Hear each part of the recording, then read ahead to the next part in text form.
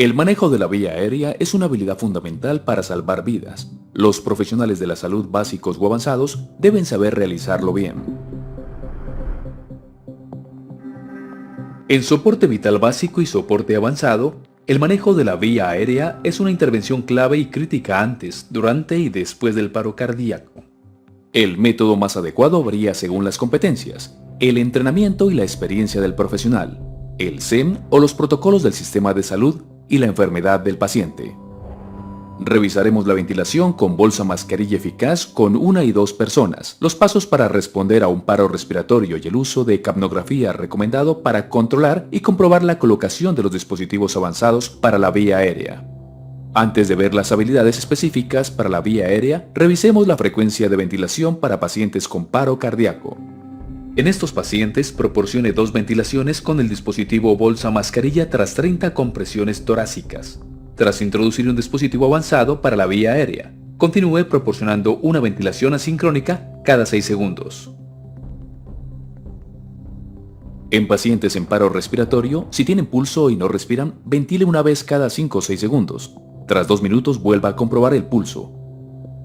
Al realizar ventilaciones, los profesionales de la salud no deben administrar una ventilación excesiva o un volumen corriente elevado. Además de insuflación gástrica y aspiración de contenido gástrico, puede aumentar la presión intratorácica y reducir el retorno venoso al corazón, lo que disminuye el gasto cardíaco y las probabilidades de supervivencia. El volumen corriente debe ser de unos 500 a 600 mililitros, lo suficiente para ver la elevación torácica. Esto equivale a comprimir una bolsa de ventilación para adulto hasta la mitad.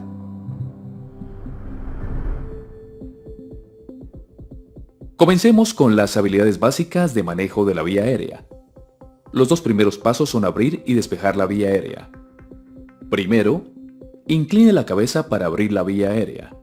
Coloque una mano en la frente y otra en el mentón. Con la palma, empuje la frente para inclinar la cabeza hacia atrás mientras levanta la mandíbula llevando el mentón hacia adelante. Esta acción eleva la lengua, la aleja de la parte posterior de la garganta y abre la vía aérea. Este procedimiento se realiza en pacientes sin evidencia de traumatismo de cráneo-cuello. En pacientes con sospecha de trauma cervical se realiza la tracción mandibular sin extensión de la cabeza. Para esta maniobra, coloque los dedos debajo de los ángulos de la mandíbula y levántela con ambas manos para desplazar la mandíbula hacia adelante. Si no logra abrir la vía aérea con la tracción mandibular, utilice la maniobra de extensión de la cabeza y elevación del mentón, ya que siempre es prioritario mantener la vía aérea permeable. El segundo paso es despejar la vía aérea. Aspírela de inmediato si hay secreciones abundantes, sangre, vómito o un cuerpo extraño.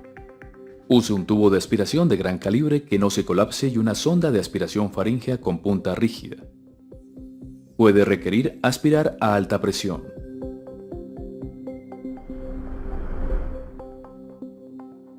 Con la vía aérea abierta y despejada, puede utilizar un dispositivo complementario para mantenerla permeable.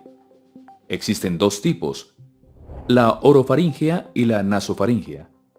Las orofaringeas se suelen usar en pacientes inconscientes que no tengan reflejo nauseoso. Las nasofaringeas se pueden usar en pacientes conscientes, semiconscientes o inconscientes, con o sin reflejo nauseoso.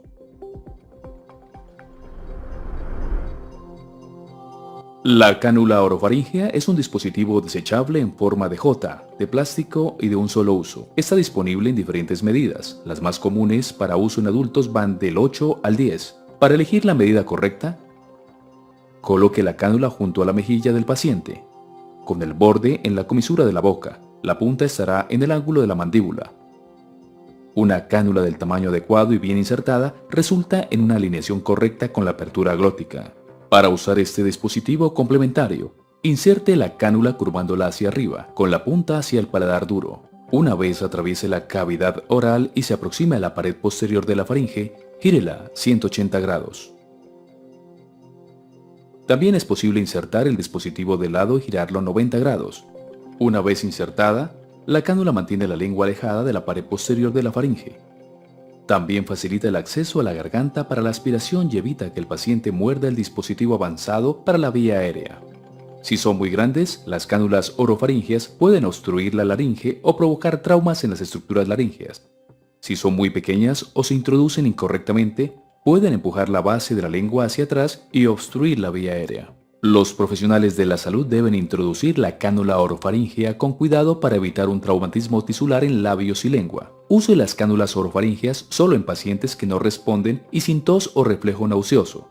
Si tiene tos o reflejo nauseoso, la cánula orofaríngea puede provocar laringoespasmo y vómitos. Únicamente los profesionales de la salud entrenados en el uso de una cánula orofaríngea deben introducirla.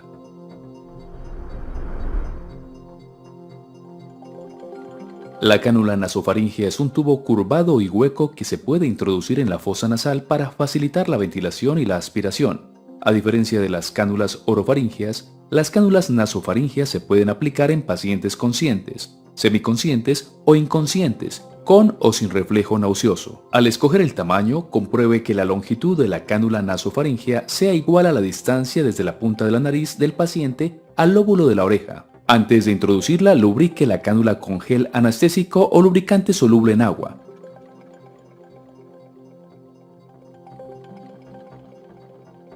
Introduzca la cánula en la fosa nasal en dirección posterior, perpendicular al plano de la cara. Ejerciendo una presión moderada, realice un movimiento espiral suave para introducirla en la fosa nasal. Si se introduce correctamente, debe traspasar la cavidad nasal hacia la faringe, dejando la vía libre para la ventilación y aspiración. Si nota resistencia, extraiga la cánula con cuidado 1 centímetro. Gírela ligeramente y vuelva a intentarlo con suavidad. Si continúa encontrando resistencia, extráigala por completo. Inténtelo en la otra fosa nasal. Tenga cuidado al introducir la cánula nasofaríngea en pacientes con traumatismo facial o cráneoencefálico grave, ya que podría insertarla por error en la cavidad craneal. Si existe fractura de la base del cráneo, es preferible una cánula orofaríngea. Introduzca la cánula nasofaríngea con cuidado para evitar complicaciones como lesiones tisulares o hemorragias. También puede provocar laringoespasmos y vómitos y, si el tamaño no es el correcto, entrar en el esófago y causar distensión gástrica con ventilación activa. Al insertar una cánula oro o nasofaríngea, es importante oír los ruidos respiratorios para comprobar si se está administrando una ventilación adecuada.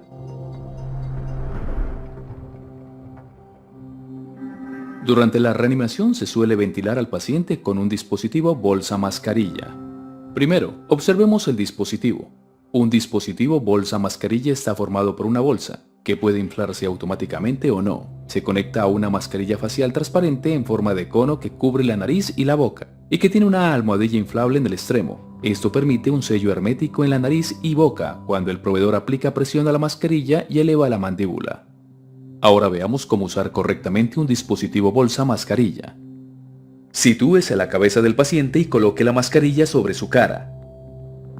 Antes de la ventilación con bolsa mascarilla, el proveedor debe extender la cabeza y presionar la mascarilla contra la cara mientras eleva la mandíbula hacia la mascarilla.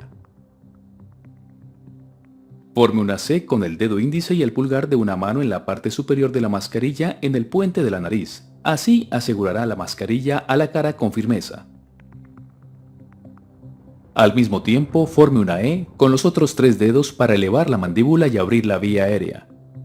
Mientras mantiene un sello hermético entre la mascarilla y la cara del paciente y deja la mandíbula elevada para abrir la vía aérea, el proveedor debe comprimir la bolsa administrando una ventilación durante 1 segundo. Si el paciente tiene circulación espontánea pero necesita ventilación, realice una ventilación de rescate cada 5 a 6 segundos. Si ventila correctamente, se observará elevación torácica. La forma más efectiva de ventilar con bolsa mascarilla es con la técnica de 2 personas. El primer proveedor mantiene la vía aérea abierta y fija la mascarilla, mientras el segundo proporciona ventilaciones con la bolsa. Con ambas manos, el primer proveedor sella la mascarilla a la cara y eleva la mandíbula. Los dedos pulgar e índice forman una C para que la mascarilla se selle correctamente a la cara. Los otros 3 dedos de cada mano forman una E para elevar ambos lados de la mandíbula. El segundo proveedor comprime la bolsa hasta observar la elevación torácica. Al usar un dispositivo bolsa mascarilla con 2 proveedores o solo uno, no presione demasiado la mascarilla, ya que podría empujar la mandíbula del paciente y obstruir la vía aérea.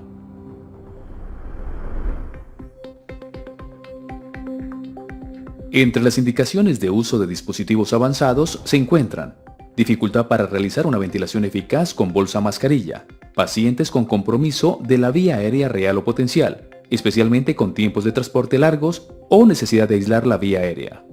Con especial cuidado, los profesionales pueden usar un dispositivo avanzado para realizar en forma segura ventilaciones tan efectivas como las que proporciona la bolsa mascarilla. Los dispositivos avanzados ofrecen muchas ventajas, aíslan la vía aérea y reducen el riesgo de aspiración e insuflación gástrica. Tras introducir un dispositivo avanzado durante la RCP, realice una ventilación cada 6 segundos sin interrumpir las compresiones torácicas.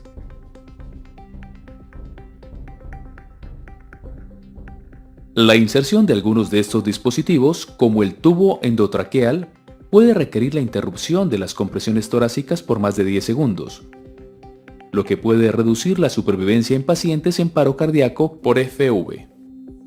Además, no hay evidencia de que se mejore la tasa de supervivencia de paro cardíaco en entornos hospitalarios o extrahospitalarios. Por tanto, los proveedores deben considerar esos factores antes de realizar la intervención. Existen otros dispositivos avanzados para la vía aérea que los profesionales de la salud pueden insertar sin interrumpir las compresiones torácicas. Esto incluye dispositivos supraglóticos, como la máscara laríngea, el tubo laríngeo o el combitube. Los profesionales de la salud que usan dispositivos avanzados para la vía aérea deben mantener sus habilidades usándolos con frecuencia. La American Heart Association recomienda familiarizarse con varios dispositivos para dominar un método principal para el manejo avanzado de la vía aérea. Si no puede colocar un dispositivo avanzado para la vía aérea, continúe con un dispositivo bolsa mascarilla.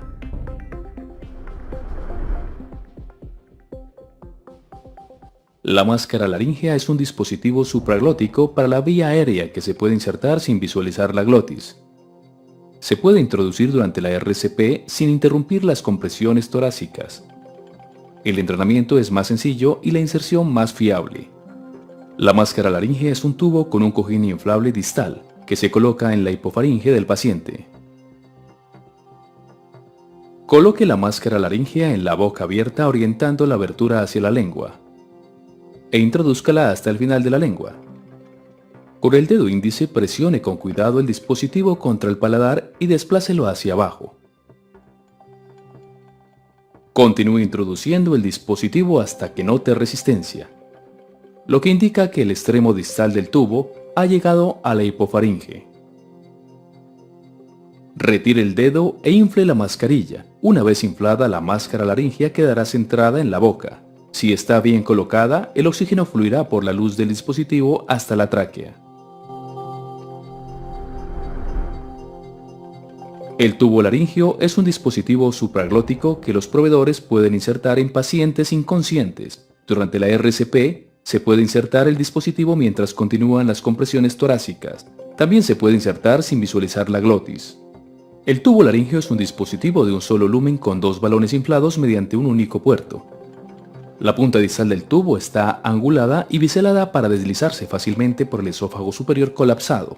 El diseño también reduce el riesgo de insertarla en la tráquea. Cuando el tubo llega al esófago, notará resistencia. Infle los balones con una única jeringa.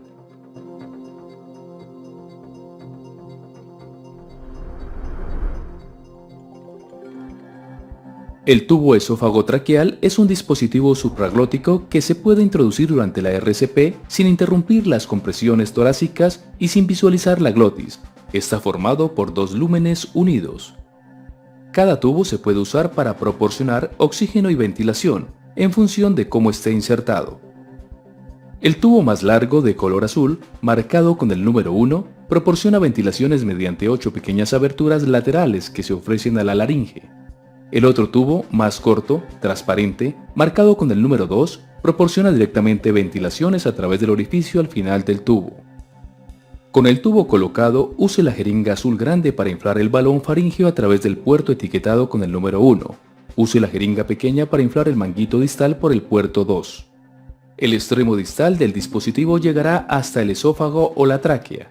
Si llega al esófago, que es lo más frecuente, el balón bloqueará la entrada y salida del flujo de aire del esófago, y la ventilación hacia la tráquea se realizará por medio de la luz número 1 y a través de las aberturas laterales. Si la punta del tubo llega a la tráquea, El reanimador puede usar el lumen número 2 para administrar ventilación directamente en la tráquea. Es muy importante comprobar la colocación correcta del tubo esófago-traqueal. Si se realiza la ventilación al lumen incorrecto, no se realizará una ventilación y oxigenación adecuadas, y provocará una hipoxia grave. Una ventilación incorrecta al esófago también producirá insuflación gástrica que complicará la ventilación.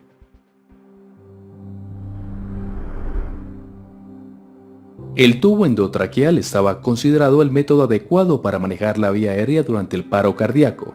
Sin embargo, si la intubación la realiza personal no entrenado o que no lo hace con frecuencia, se pueden producir complicaciones graves, como traumatismo de la orofaringe, colocación incorrecta en el esófago o en el bronquio principal derecho e interrupciones prolongadas en las compresiones y ventilaciones. A pesar del riesgo de que personal no entrenado realice la intubación endotraqueal tiene muchas ventajas, como mantener la vía aérea permeable, permitir la aspiración de la vía aérea y acelerar la administración de concentraciones altas de oxígeno. Es una vía alternativa para medicamentos si no existe la vía intravenosa o intraósea, y si se usa un balón puede proteger la vía aérea de la aspiración. El tubo endotraqueal es una luz transparente con un único balón.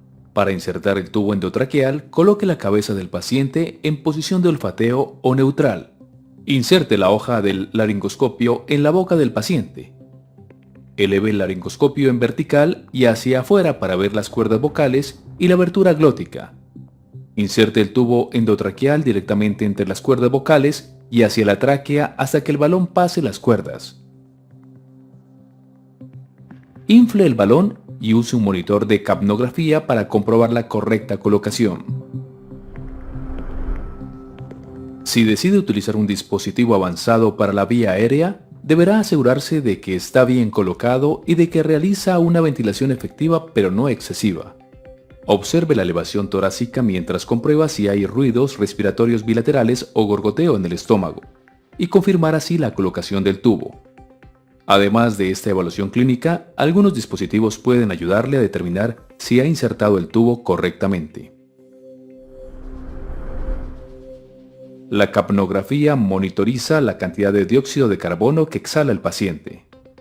La American Heart Association recomienda la capnografía para confirmar y monitorizar la colocación correcta del tubo endotraqueal.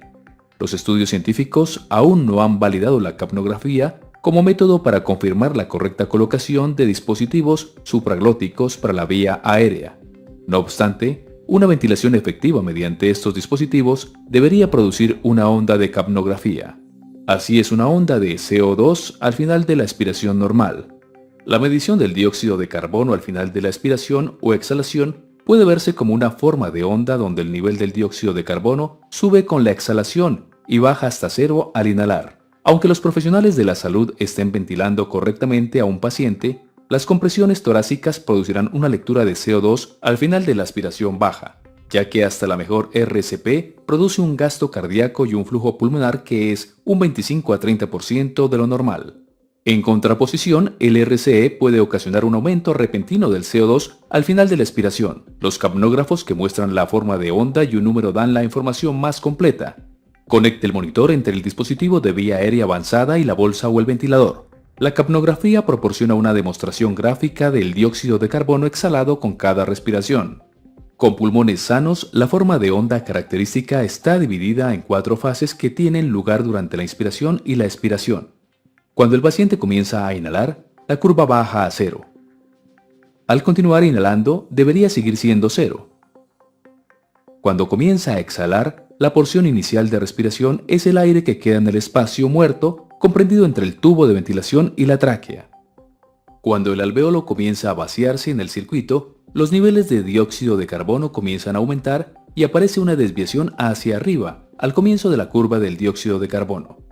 Mientras continúa la exhalación, el CO2 continúa saliendo de los pulmones hasta que comienza la ventilación siguiente. El valor más alto de la curva es el CO2 al final de la expiración. Para los pacientes con perfusión normal, una lectura de CO2 al final de la expiración inferior a 33 milímetros de mercurio indica hiperventilación, mientras que más de 45 sugiere hipoventilación.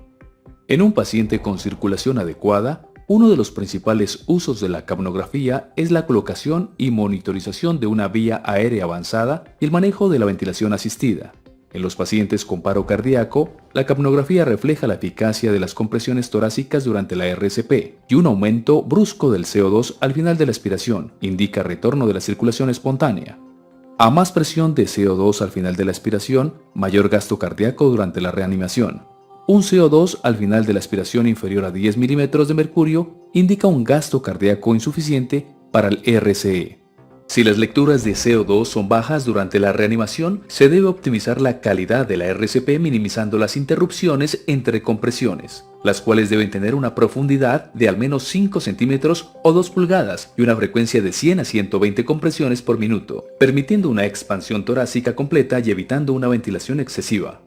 Los cambios repentinos en la forma de onda deben ir seguidos de una evaluación inmediata del paciente. Un salto en la forma de onda durante la reanimación indica RCE. Una caída brusca de 20 puntos o más puede indicar un descenso rápido y grave en el gasto cardíaco, que podría deberse a un tromboembolismo de pulmón, pérdida importante de sangre o arritmia grave. Si llega a cero indica que no existe intercambio de gases o de dióxido de carbono, como ocurre si hay un tubo endotraqueal desplazado, o se detiene el flujo sanguíneo de repente, como en la fibrilación ventricular. Una elevación en la línea de base en la curva de CO2 al final de la expiración sugiere que el dióxido de carbono está reentrando en el muestrador de flujo lateral durante la fase de expiración de la ventilación, lo que puede indicar que el paciente reinhala dióxido de carbono. Esta forma de onda tiene una sección prolongada de fase 4 o inhalación, lo que indica que entra aire en la tráquea, más allá de la entrada que se monitoriza. Esto ocurre si el balón del tubo está desinflado o es demasiado pequeño para el paciente. En los pacientes en paro y posparo cardíaco, deberá optimizar la ventilación y perfusión para evitar una injuria pulmonar, isquemia cerebral y shock cardiogénico. La capnografía puede mejorar en gran medida su capacidad para tratar a los pacientes con paro cardiorrespiratorio. El detector colorimétrico de CO2 al final de la aspiración es otro tipo de detector de CO2 que cambia de color cuando detecta CO2.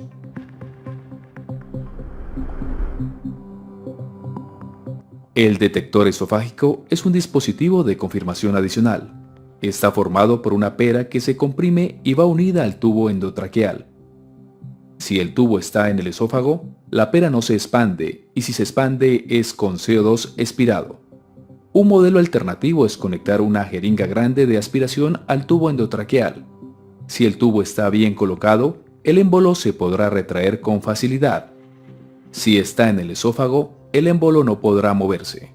Las habilidades para la vía aérea son fundamentales para SVCA o ACLS. Entrenamiento correcto, práctica y uso frecuentes y registrar los logros y complicaciones ayudarán a mejorar las habilidades y el cuidado del paciente.